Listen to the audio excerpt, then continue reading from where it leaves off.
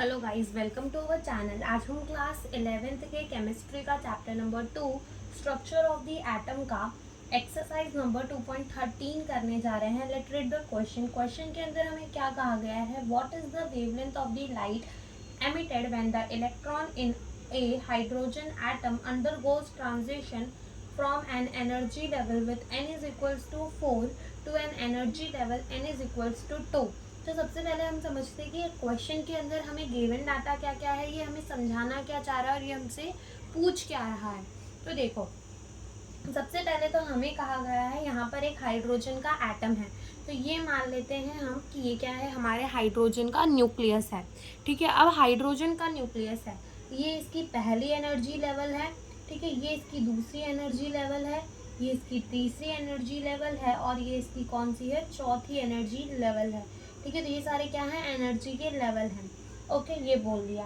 फिर हमें बोल रहा है कि एक इलेक्ट्रॉन जो है, अब हाइड्रोजन के पास तो एक ही इलेक्ट्रॉन होता है, तो वो एक इलेक्ट्रॉन जो है वो n इज इक्वल्स टू 4, तो n इज इक्वल्स टू 1 2 3 4। ठीक है, तो ये है हमारा n इज इक्वल्स टू 4। तो इस n इज इक्वल्स टू 4 में वो इलेक्ट्रॉन जो है वो पड़ा हुआ है।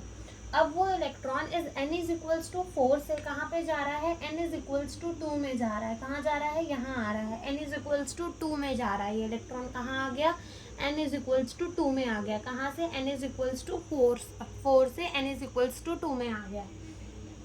तो क्या हुआ होगा कि यहाँ पर कुछ ना कुछ लाइट एमिट हुई होगी जब इलेक्ट्रॉन ने ट्रांजिशन लिया होगा n इज इक्वल्स टू 4 से n इज इक्वल्स टू 2 पे, तो कुछ ना कुछ क्या निकली होगी, लाइट निकली होगी। तो जो लाइट निकली होगी हमें बस उसका क्या पूछा है, यहाँ पर वेवलेंथ पूछा है। ठीक है, तो देखो सबसे पहले हम देख लेते हैं कि हमारा n इनिशियल यानी इनिशियली हमारा इलेक्ट्रॉन कौन से एनर्जी लेवल में था, 4th एनर्जी लेवल में, तो लिख दो 4। फिर हम लिखेंगे अपना n फाइनल, यानी कि फाइनल हमारा इलेक्ट्रॉन कौन से एनर्जी लेवल में आ गया, सेकंड वाले में आ गया। अब एनर्जी सबसे पहले हम क्या निकालेंगे, इसकी एनर्जी निकालेंगे। जो ये हमारे यहाँ ट्रांजिशन लिया तो उसकी हम क्या निकालेंगे, एनर्जी। और एनर्जी निकालने का फॉर्मूला क्या होगा हमारा, 2.18 इंटू 10 की पावर -18 1 में n इनिशियल का स्क्वायर माइनस 1 में n फाइनल का square. Energy is equals to 2.18 into 10 की पावर -18 1 में n इनिशियल का स्क्वायर यानी कि 4 का स्क्वायर माइनस n फाइनल का स्क्वायर यानी कि किसका स्क्वायर, 2 का स्क्वायर। यहाँ से ये हमारा हो जाएगा 2.18 इंटू 10 की पावर -18, ये हो जाएगा हमारा 4 4 ज़ा 16 एंड 2 2 ज़ा क्या हो जाएगा, 4 हो जाएगा। ठीक है, 2 2 ज़ा क्या हो जाएगा, 4 हो जाएगा। अब यहाँ से 2.18 इंटू 10 की पावर -18 और ऊपर क्या कर देंगे 16 -4 और नीचे क्या कर देंगे 16 इंटू 4 कर देंगे। क्या कर देंगे, 16 इंटू 4 कर देंगे। ओके,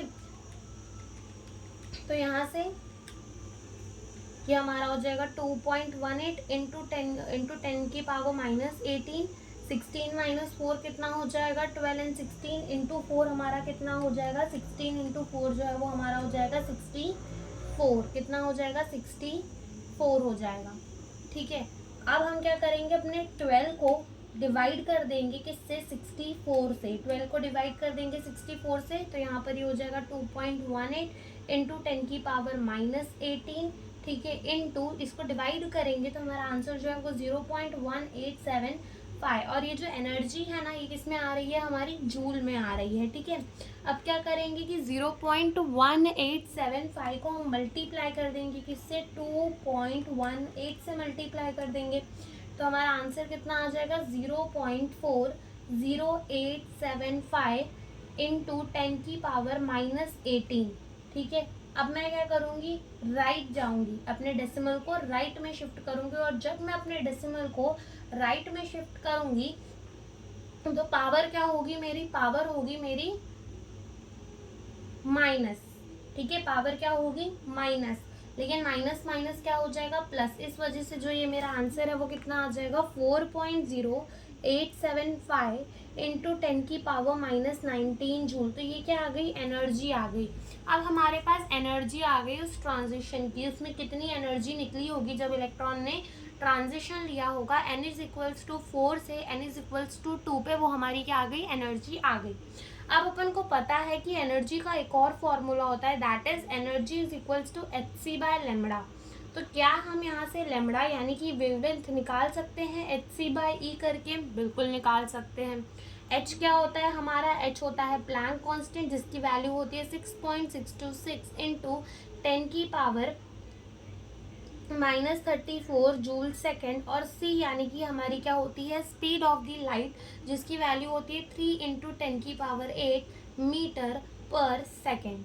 ठीक है, और इन दोनों को मल्टीप्लाई करने के बाद जो हमारा आंसर आता है वो आता है 19.898 इंटू 10 की पावर, देखो -34 और 8, तो -34 प्लस 8 कितना हो जाएगा, -26 हो जाएगा। अब ये जो वैल्यू है इतनी बार मल्टीप्लाई की है h और c की वैल्यू की, ये हमें याद हो चुकी होनी चाहिए, क्या होती है 19.898 इंटू 10 की पावर -26। ठीक है, और उसके बाद e यानी कि एनर्जी जो है वो हमने निकाली है कितनी, 4.0875 इंटू 10 की पावर क्या है, -19। ठीक है, -19 क्या है, -19। ठीक है, तो यहाँ से हम क्या करेंगे, अपने 19.898 को डिवाइड कर देंगे किससे, 4.0875 से, तो जो हमारा आंसर है वो कितना आएगा, 4.868 इंटू 10 की पावर -26, और ये 10 की पावर -19 ऊपर आकर क्या हो जाएगा, +19, तो ये हो जाएगा 4.868 इंटू 10 की पावर, अब 26 -19 करेंगे तो कितना आएगा, -7 हो जाएगा, 10 की पावर -7। अब अगेन हम अपने डेसिमल को राइट में शिफ्ट कर रहे हैं, तो ये हो जाएगा 486.8 इंटू 10 की पावर, कितना डेसिमल शिफ्ट किया, 1 2, तो 7 है, 8 और क्या हो जाएगा 9, यानी कि 10 की पावर 9, यानी कि हमारी वेवलेंथ कितनी आ गई, 486.8 इंटू 10 की पावर -9 मीटर, और हम इसे क्या लिख सकते हैं, और हम इसे लिख सकते हैं 486 नैनोमीटर। ये क्या आ गई, हमारी वेवलेंथ आ गई। तो यही हमसे इस क्वेश्चन के अंदर पूछा गया था। Thank you for watching the video.